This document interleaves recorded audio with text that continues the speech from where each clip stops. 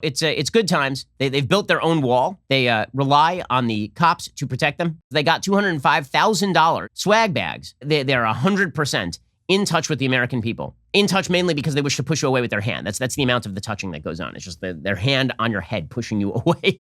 A few quick notes on the Oscars. So it is perfectly clear at this point that Hollywood despises its own audience. Despises it. So every so often, they will make you, a $100 million movie. And that's the one that they give to you. And then there are the ones they do for them. And the ones they do for them, those are all the ones that are featured at the Oscars.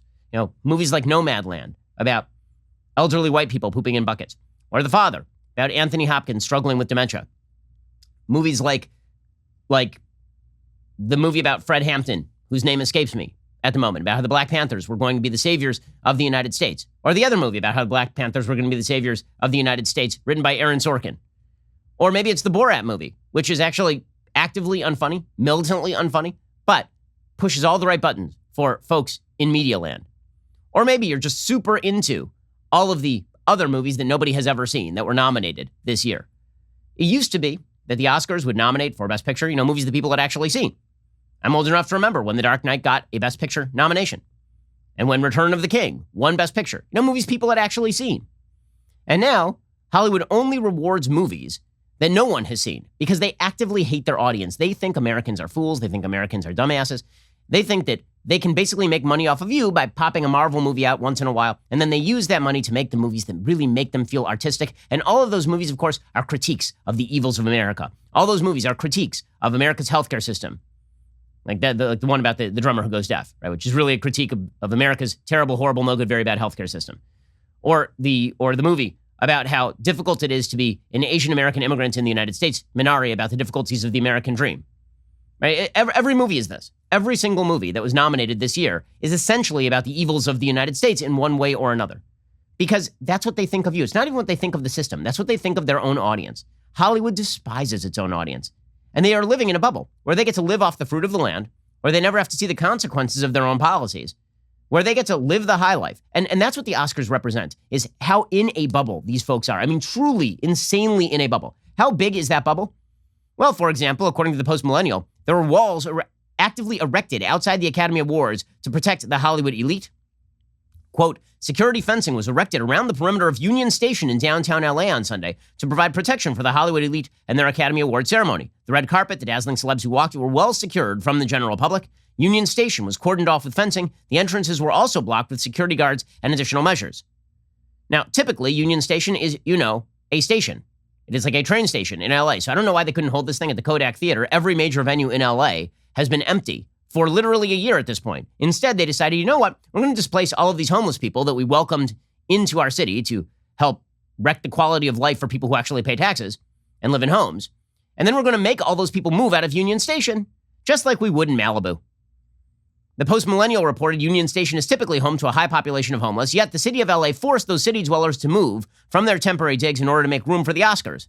The city moved the homeless under the alleged threat of destroying their belongings if they failed to comply, which is weird because they won't do that. If a homeless person plunks down their tent directly on the sidewalk outside of your home, the city won't move it. But if you get in the way of Frances McDormand winning her third Oscar, you are out, gang. Police also amply protected the celebs who stood on stage in designer gowns and suits to decry American law enforcement. On tall heels and with resounding voices, actors and artists used their platform to speak against the very institution that was protecting them from the greater homelessness of LA. Of those who spoke about the cops, only Tyler Perry said, "I refuse to hate someone for being a police officer." So it's good times. They've built their own wall, apparently.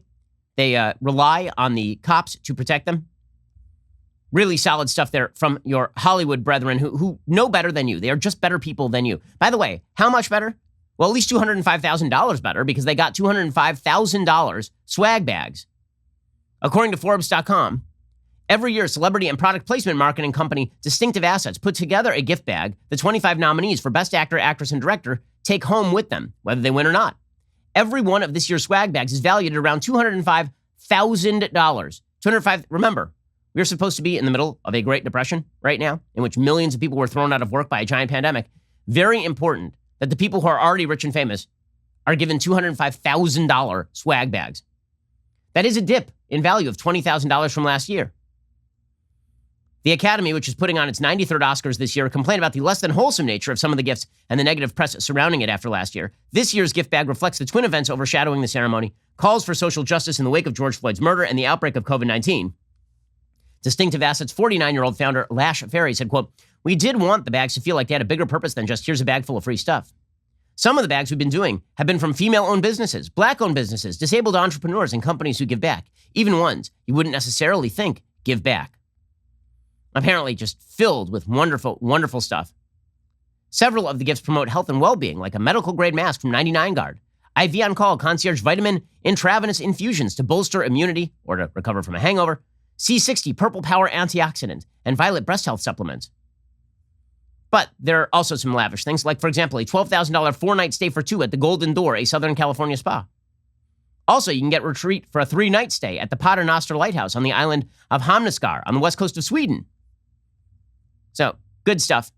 The gift bag also includes a 24-karat gold vape cartridges from Holotips and sleep capsules that blend CBD with low-dose melatonin and hemp salve from Fifth Element for post-workout recovery. Really amazing stuff in this swag bag. These are folks who are definitely, they're 100% in touch with the American people.